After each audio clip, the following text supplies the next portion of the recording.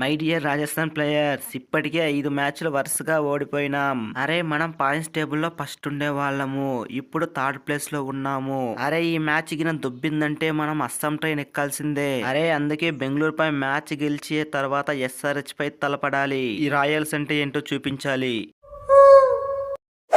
అరే మా ఆర్సీబీ ఉన్న ఫామ్ కి మీరైతే పిల్ల బచ్చాలు చూసుకోండి, చిత్తుగా పిసికి పడేస్తాం మరి. Bro, this is not a Chinnaswamy stadium, this is a Narendra Modi stadium. అరే వరుస పెట్టి అన్ని మ్యాచ్లు గెలవడానికి మీరేమైనా దేవుళ్ళ బాయ్. అరే చూసుకోండి, ఈ చిచ్చా చాహల్ బౌలింగ్ తో మిమ్మల్ని పీసు చేస్తా.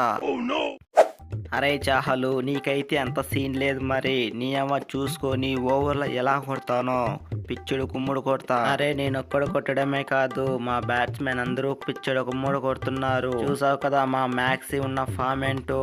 ఆడిన 5 balls కే 15 runs కొట్టాడు. అది జస్ట్ ట్రయల్స్ మాత్రమే. ఇప్పుడు చూసుకో సూరు సుమ్మైపోద్ది.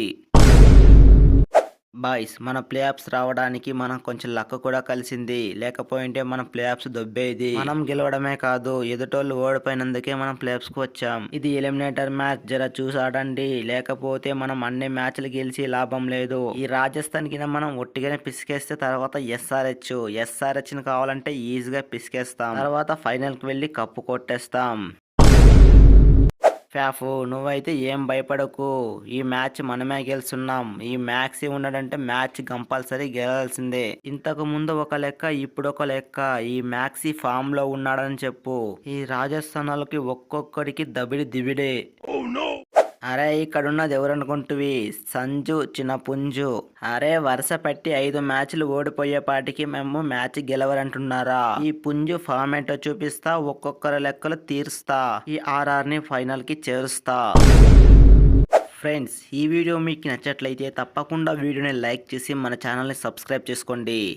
అలాగే ఈ ఎలిమినేటర్ మ్యాచ్లో ఎవరు గెలుస్తారో కామెంట్ చేయడం మాత్రం మర్చిపోకండి.